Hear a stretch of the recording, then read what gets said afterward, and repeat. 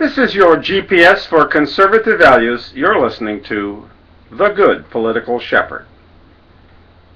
Today's article is the Arab Spring, 1 year later. It looks like the spring just went out of the Arab Spring. Or did Mohammed Morsi's well just run dry? There's an old English saying that everything that goes up eventually comes back down again. Maybe that goes double for every spring that goes up, or for every Arab Spring that was sent up by the BBC and by Barack Obama. Maybe every British and American-backed Arab Spring that goes up soon comes back down again too. It is certainly true of the BBC's so-called Arab Spring that was launched over a year ago by that socialist news organization with a worldwide outreach of over 200 million listeners, including the BBC's Arab News Service.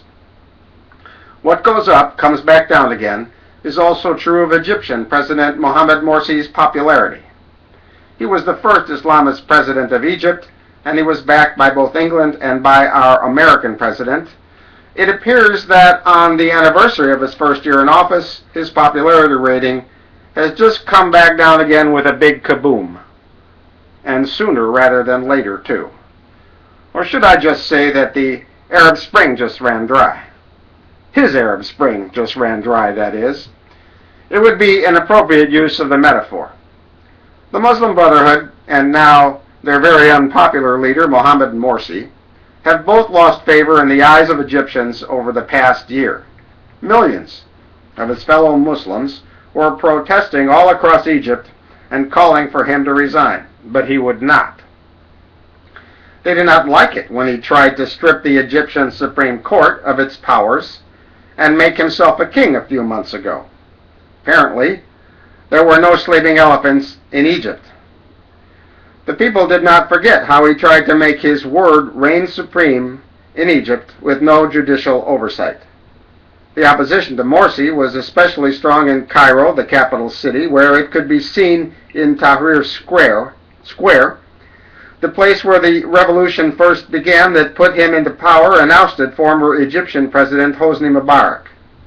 Here the anti-Morsi sentiment was so strong that it was palpable, and the anti-Morsi protesters far outnumbered those that demonstrated in his favor. Mohammed Morsi's unpopularity grew very rapidly as the throngs of anti-Morsi demonstrators issued him an ultimatum and a deadline for him to resign.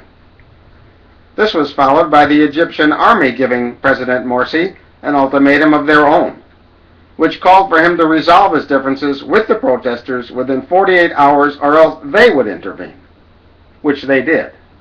But Morsi refused to budge. He refused to negotiate with the protesters, so the military did in fact intervene by removing Egypt's would-be pharaoh from power, much to the delight of the cheering crowds in the streets. Prior to that, the frustration had been so great that even the once respected Muslim Brotherhood party offices were firebombed by angry mobs of disillusioned Muslim brothers. I told you over a year ago that there was no Arab Spring. I warned you that it was just an invention dreamed up in the studios of the BBC, and so it was. It was a spring that was made especially for radio and TV. I told you that they were just exchanging one Arab dictator for another, and so they did.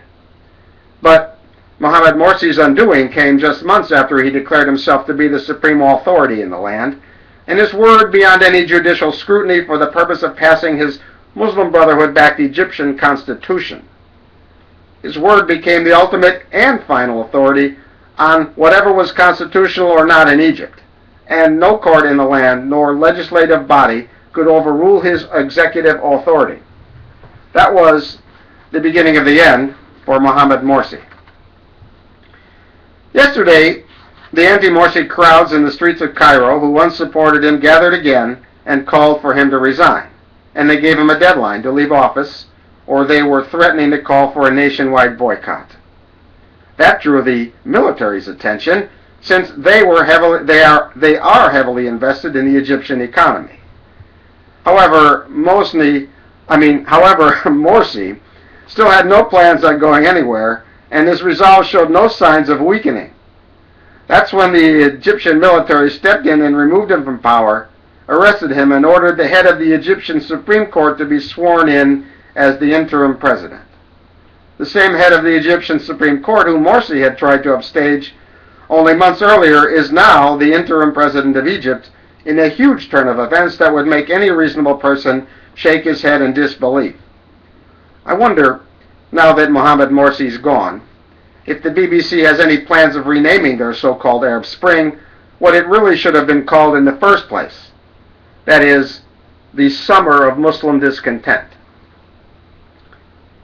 The irony of this situation in Egypt as it unfolds is striking as we in America celebrate our own Independence Day 237 years after it occurred in 1776.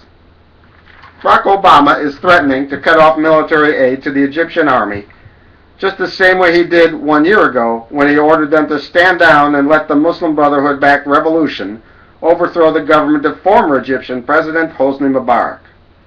Barack Obama is definitely on the wrong side of history. He was then, and he is certainly on the wrong side of history now, if he tries to intervene in Egyptian domestic politics,